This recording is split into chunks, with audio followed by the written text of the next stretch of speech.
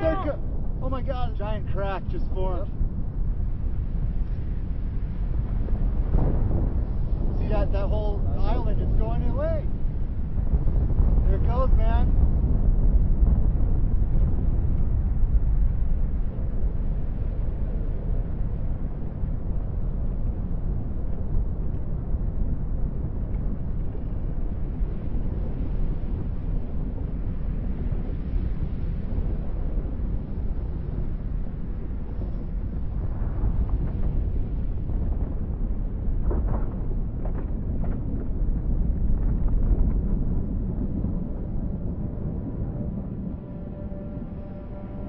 We were there for just a 1 hour period of time and absurdly, somehow, fortunately, captured an event that seldom is caught on film. This is really big stuff happening right under our noses right now.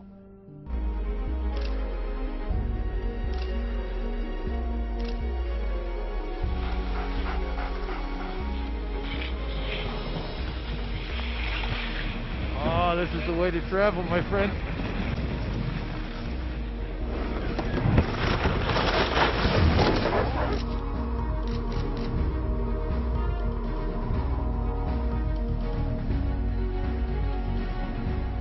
We ended up installing about a dozen cameras in Greenland, 5 in Iceland, 5 in Alaska, and 2 in Montana.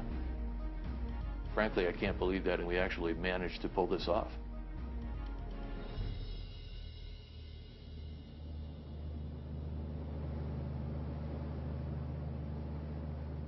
You know, about 20 years ago, I was a skeptic about climate change. I thought it was based on computer models. I thought maybe there was a lot of hyperbole that was turning this into an activist cause. But most importantly, I didn't think that humans were capable of changing the basic physics and chemistry of this entire huge planet. It didn't seem probable. It didn't seem possible.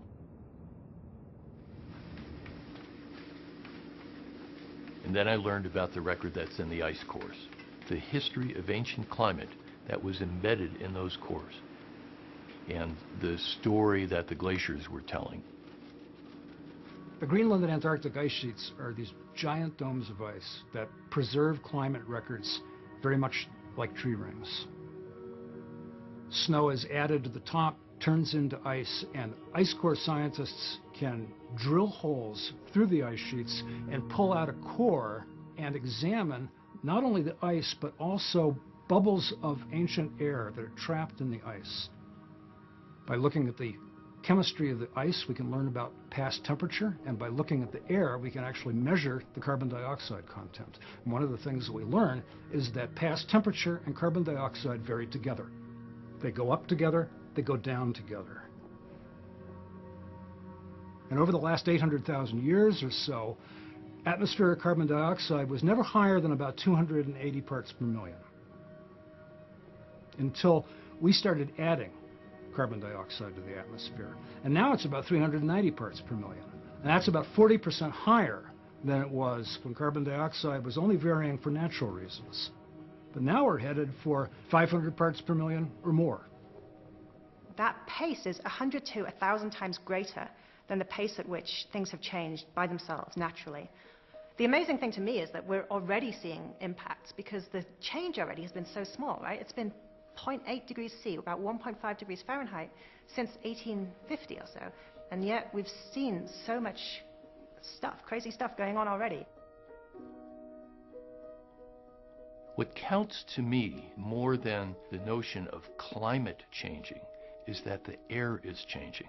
The air that we live in, the air that sustains us, the basic physics and chemistry of that air is changing. This is about the stuff that you and I breathe, and that affects everything in the agriculture, in the water supply, in the biology of all the plants and animals around us.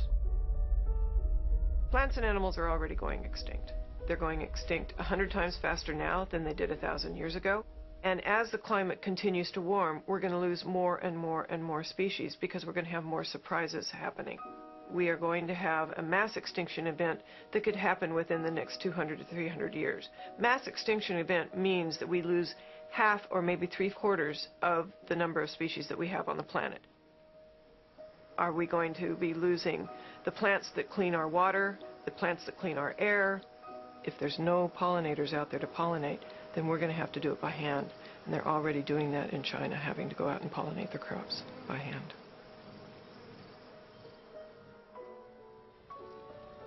In the last 20 years, we've lost close to 20% of the forest area in Arizona and New Mexico, and that's high mortality in those forest areas. We have seen increasing in the length of the fire season by more than 2 months. Larger fires in the western United States in the last 20 years. And we've seen hotter fires, more extreme fires burning. It's not just by chance that I'm seeing many rare events happening all in sequence. You know, there's a reason for that. We're seeing extraordinary changes in our environment.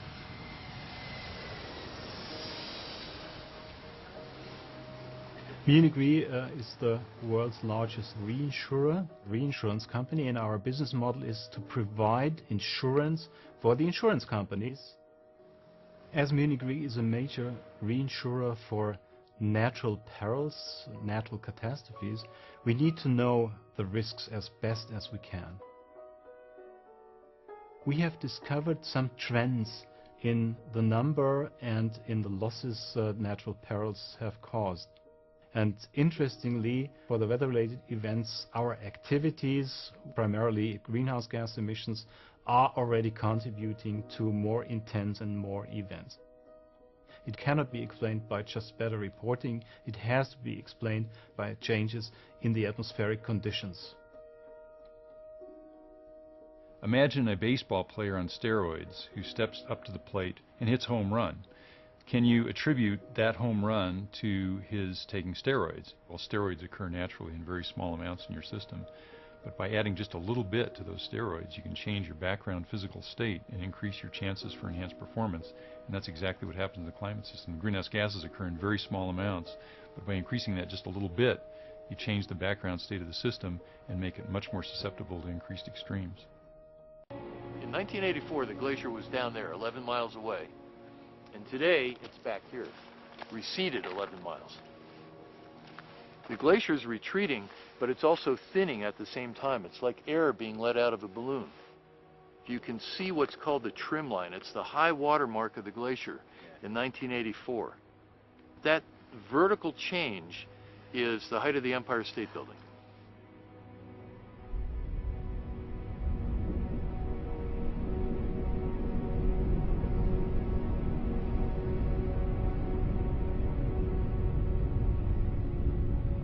You know, we're really in the midst of geologic scale change. You know, our brains are programmed to think that geology is something that happened a long time ago or will happen a long time in the future. And we don't think that that can happen during these little years that we each live on this planet.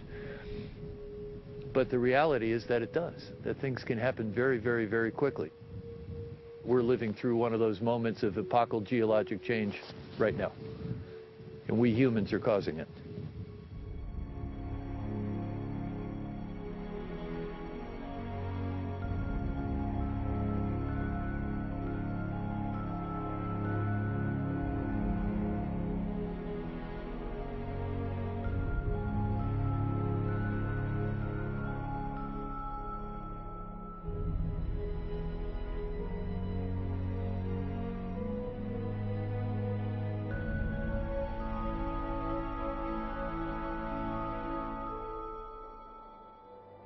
Up and down the edges of the ice sheet, there's this zone called the melt zone. This is where the sheet is melting and that stored water from the ice sheet is running out to sea.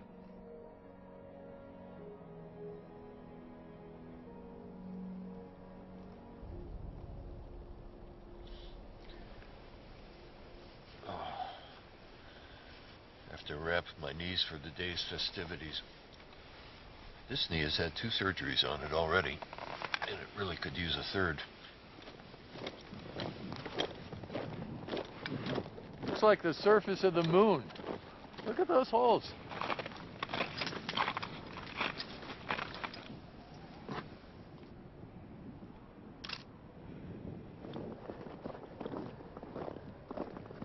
Oh my gosh, look at this stuff. I had no idea it was so thick in here. This stuff, this cryoconite, it's made from a combination of natural dust that blows in from the deserts of Central Asia, mixed with little flakes of carbon, fine particles of soot that come from wildfires, diesel exhaust, and coal-fired power plants. And on top of it, there's algae that grows out here. And all of that stuff accumulates in these little holes. And because it's black, it absorbs the sun's heat more than the surrounding ice does. And all over the surface of the ice sheet, there's literally billions of these little cryoconite holes melting away and filling up with water. And when you look down in those holes, you can actually see these little bubbles of ancient air being released as the ice sheet melts. Wow. Jeez. The part of Greenland that's melting is out on the edges of the ice sheet. And that area is growing and it's moving higher up onto the ice sheet as the climate changes in that part of the world. You see all this water melting down through these Swiss cheese holes, and you see it melting down through the channels. It goes from little channels into big channels, and eventually everything drops vertically down through these big moulin caverns, goes down to the bottom of the ice sheet and out to the ocean. Ordinarily, if you make climate a little warmer, the glacier shrinks a little bit. If you make climate a little colder, the glacier grows a little bit.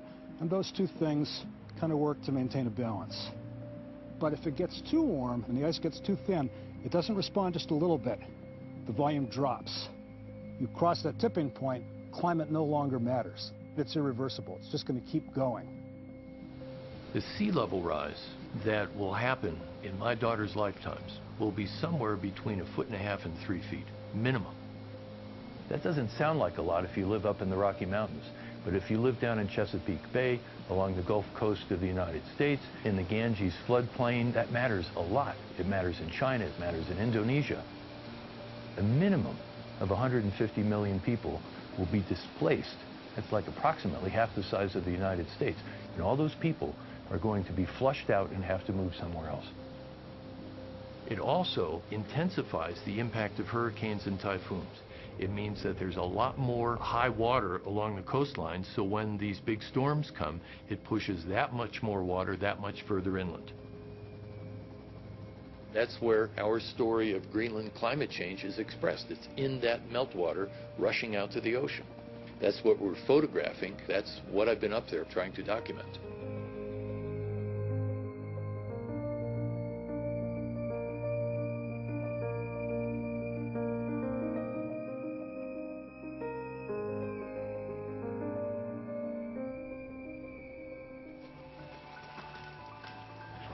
Look at this. In 05, you couldn't even look into the canyon back there. Look, it was all filled up to that point. And look how low it is now.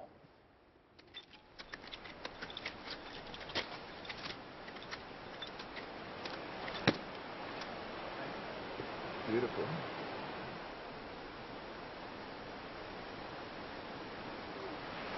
And that's 2007. That isn't even 2005. In 2007, just 2 years ago, you couldn't see any of that mountain ridge over there. The thing is deflated tremendously. I mean, I don't know what the number of feet is, but it's a lot. If I hadn't seen it in the pictures, I wouldn't believe it at all.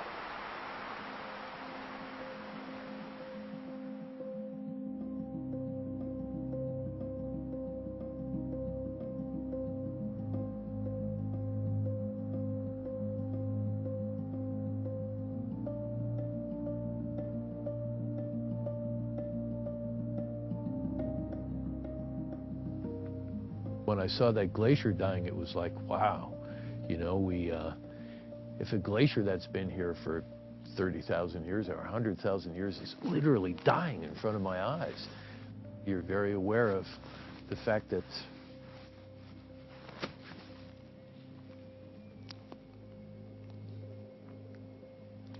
You know, sometime you go out over the horizon and you don't come back. What I'm here to do tonight is bring to you tangible, visual evidence of the immediacy of climate change itself. Glaciers matter because they're the canary in the global coal mine. It's the place where you can see climate change happening. Without further ado, let me tell you what we've been seeing out there. This is a glacier called the Solheim Glacier. We're looking down on it. Now we turn on our time lapse.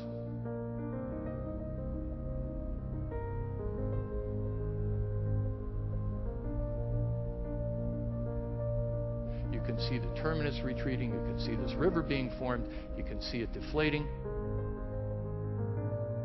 You go back a couple years in time, that's where it started.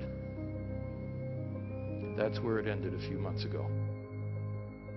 Now down onto the side of the glacier, looking across the terminus, this is what we see. Look at this. You'll see deflation happening here as the heat takes away the surface of the glacier and the surface drops. At the same time, a stream is undercutting it from a glacier that's melting faster up valley, washing this thing away.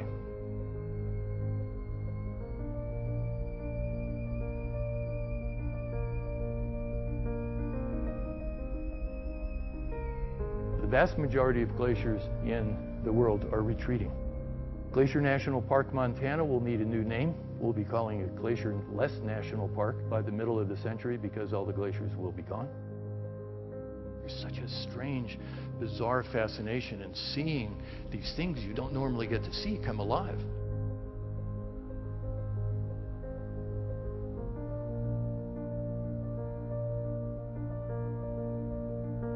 We're up at the Columbia Glacier in Alaska. This is a view of what's called the calving face. This is what one of our cameras saw over the course of a few months.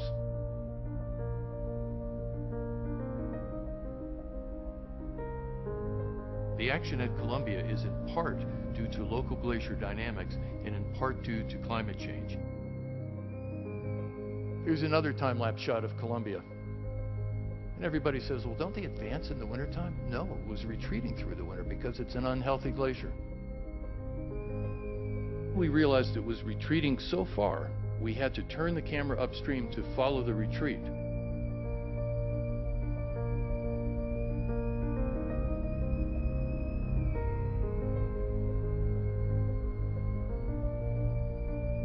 Then we had to pivot it again. And then, when we went back this past August, it was so far out of frame, we had to turn the camera one more time so we could still see the glacier.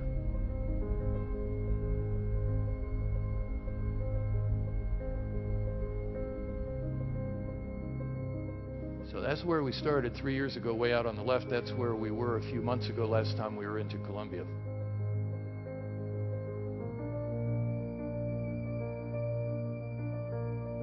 We've added, just in the past few years, another 2.5 miles.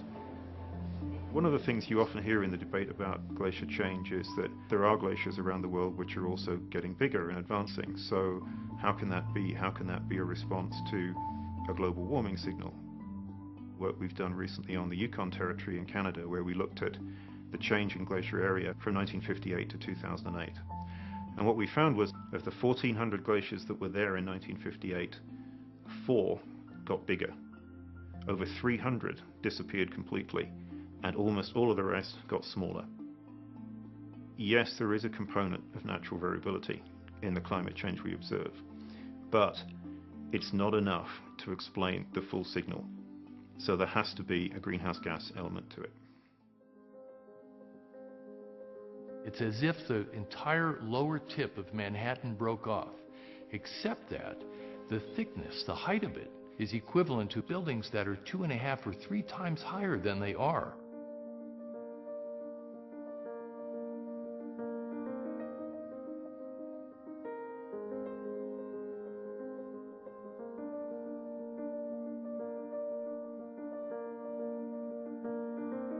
That's a magical, miraculous, horrible, scary thing. I don't know that anybody's really seen the miracle and horror of that. It took 100 years for it to retreat 8 miles from 1900 to 2000. From 2000 to 2010, it retreated 9 miles. So in 10 years, it retreated more than it had in the previous 100. It's real. The changes are happening. They're very visible. They're photographable. They're measurable. There's no significant scientific dispute about that. And the great irony and tragedy of our time is that a lot of the general public thinks that science is still arguing about that. Science is not arguing about that. One of the really troubling things about climate change is that almost all of the world's prestigious climatologists are much more frightened about all this than the public is. People have a hard time understanding when we talk about climate change. What for me is so powerful and actually unprecedented in the work that he is doing is visualizing the change that allows us to actually see what was and what is becoming. I actually saw his work last spring, and that kind of changed my life in the sense that I had to quit what I was doing, which was working for Shell, and get involved in this debate in a much more profound way. The Extreme Ice Survey will go down in history as this is the evidence that we knew what was going on. You can't deny it.